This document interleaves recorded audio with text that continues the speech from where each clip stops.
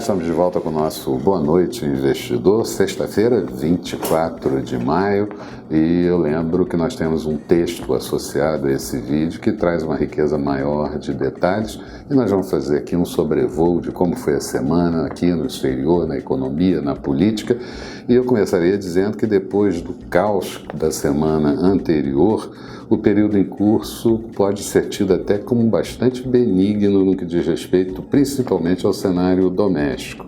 No segmento externo, ao contrário, poderíamos avaliar o quadro que foi de degradação, pelo menos em três aspectos. O primeiro deles, o Brexit, o segundo, as relações dos Estados Unidos e da China, e ainda as renovadas tensões em relação ao Irã. Sobre o Brexit, a saída do Reino Unido da União Europeia, a primeira-ministra Theresa May chegou a apresentar um novo plano de saída da União Europeia e acabou que na sexta-feira, tendo que renunciar depois de uma renúncia de um ministro da sua base de apoio, e a situação se complicou um pouco mais porque Boris Johnson é o mais cotado para assumir o cargo de primeiro-ministro e Boris Johnson sempre foi favorável ao Brexit, até sem acordo com a União Europeia. Já com relação à posição entre Estados Unidos e China se deteriorando, Donald Trump impondo restrições a algumas empresas chinesas, a Huawei é uma delas, depois passou os olhos para a Hikvision, que é uma empresa gigante do setor de vigilância, e teve algumas outras complicações com relação às negociações. Não se marcou data para encontro das delegações, não se confirmou o encontro de Donald Trump com Xi Jinping na reunião do G20, apesar de Donald Trump dizer sempre que iria se encontrar com Xi Jinping, mas no último dia da semana, Donald Trump deu uma declaração dizendo que o acordo estava ganhando nova velocidade e isso acabou melhorando um pouco os mercados. Mas certamente as negociações comerciais não são exatamente o problema, as negociações de propriedade intelectual, essa sim é mais complicada. Já com relação às tensões entre os Estados Unidos e o Irã, o quadro azedou ainda mais na última semana, aumentaram as tensões no Oriente Médio, a Arábia Saudita também entrando nessa dança e certamente o Irã, através do seu líder Ali Khamenei, disse que vai tomar as decisões necessárias. Nos Estados Unidos, apesar disso, tivemos a ata do FED da última reunião sendo divulgada, mostrando que a economia continua sólida, que o mercado de trabalho continua todo ele bem forte, mas dados mais recentes indicam que a economia americana pode estar desacelerando. E tivemos vários presidentes de FED regional falando ao longo da semana, mas muito naquela linha de que a política tem que ser mantida, mas eventualmente pode haver uma queda na taxa de juros. O presidente do FED de St. Louis, Bullard, disse textualmente que a normalização da política monetária americana tinha acabado e que provavelmente teria redução da taxa de juros. Mas esse não é o consenso no Comitê de Política Monetária do FED, o FONC. Bom, durante a semana tivemos ainda a divulgação de indicadores de atividade industrial para diferentes países. Como norma geral, poderíamos dizer que houve uma desaceleração, em alguns casos a contração da atividade, como na Alemanha e na própria zona do euro, a atividade industrial caindo, e nos Estados Unidos também os índices de atividade desacelerando e o índice de atividade de cansa composto, que inclui indústria e serviços, caindo para 4 pontos, quando na verdade a previsão era que caísse 7 pontos.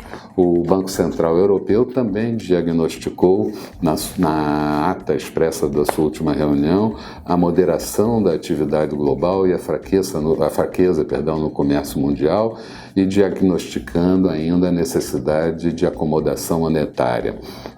A OCDE, por sua vez, também traçou novas projeções para o crescimento global. O PIB global de 2019 agora está estimado em 3,2% de expansão, anteriormente era 3,3%, com os Estados Unidos crescendo entre 2,6% e 2,8%. Já em relação ao Brasil, estima um crescimento em queda positivo em 1,4%. Se pegarmos pela pesquisa Focus, esse 1,4% ainda é bastante otimista, e 2,3% para o ano de 2020, quando era 2,5%. Identificam que a tensão entre os Estados Unidos e a China é a maior preocupação e a maior incerteza da conjuntura internacional. No cenário local, podemos admitir que o estresse político foi bem reduzido durante o período, principalmente se comparado com a semana anterior.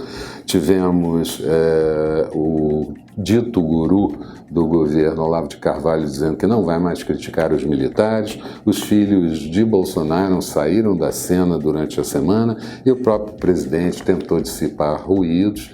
Teve um escorregãozinho falando mal do Congresso, mas logo reparado, mas pregou os três poderes em união, teve uma reunião com Toffoli no Palácio da Alvorada, e tudo isso foi importante para acomodar. Mais importante ainda, Câmara e Senado voltaram aos trabalhos, empenhados em discussão e votações de MPs importantes, a MP das aéreas, a MP 870 da reforma administrativa, contrariando um pouco o governo no que diz respeito ao COAF, que ainda pode mudar na votação do Senado na próxima terça-feira, mas de qualquer forma trabalhando e mostrando e dando maior posição para que a reforma da Previdência possa correr um pouco mais leve. A Comissão de Constituição e Justiça aprovou a admissibilidade da reforma tributária.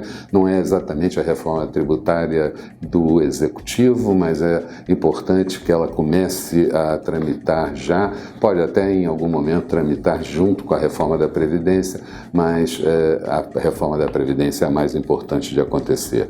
Na área econômica, a FITSE, uma das três principais agências de classificação de risco, manteve a nota do Brasil em BB-, com perspectiva estável, e elencou fatores contrários como o endividamento, a corrupção, o baixo crescimento, mas também disse que as reservas brasileiras têm capacidade de absorver qualquer choque externo nesse momento, e isso traz uma certa comodidade.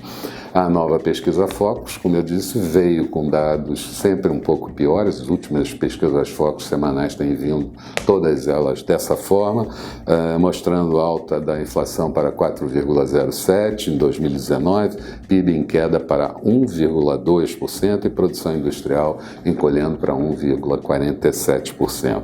Saldo da balança comercial brasileira até a terceira semana de maio era positivo no ano, em superávit de 20,1 bilhões.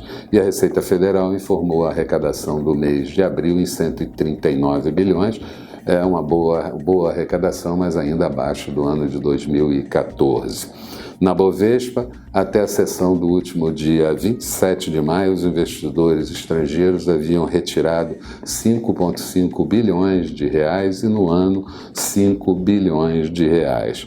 A inflação medida pelo IPCA 15, uma prévia da inflação oficial, também desacelerou para 0,35, anterior em 0,72%, e acumulando em 2019 2,27% e em 12 meses 4,93%, ainda está um pouco alta, ela deve desacelerar novamente para o final do ano.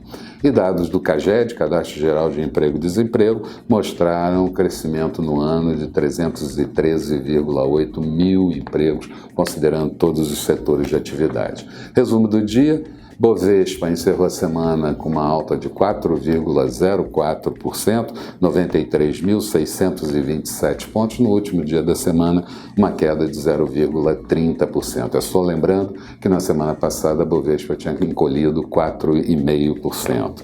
O Dow Jones caiu na semana 0,70%, Nasdaq em queda de 2,19%. As ações do setor de tecnologia foram muito pressionadas nos Estados Unidos durante a semana. E dólar por aqui Na semana, uma queda de 2,07%, moeda encerrando a R$ 4,01. No último dia da semana, uma queda de 0,80%. Falando um pouco de perspectivas, a próxima semana se adivinha, no nosso entender, como mais positiva no comportamento dos mercados e recuperação do segmento local. As notícias divulgadas mais para o final da semana vieram todas mais positivas, mas do âmbito externo temos que olhar dois fatores. Quais vão ser os desdobramentos em relação ao Brexit e à renúncia de Theresa May, quem será o escolhido, e as relações entre os Estados Unidos e a China. No âmbito doméstico, novas votações no Congresso sobre temas importantes.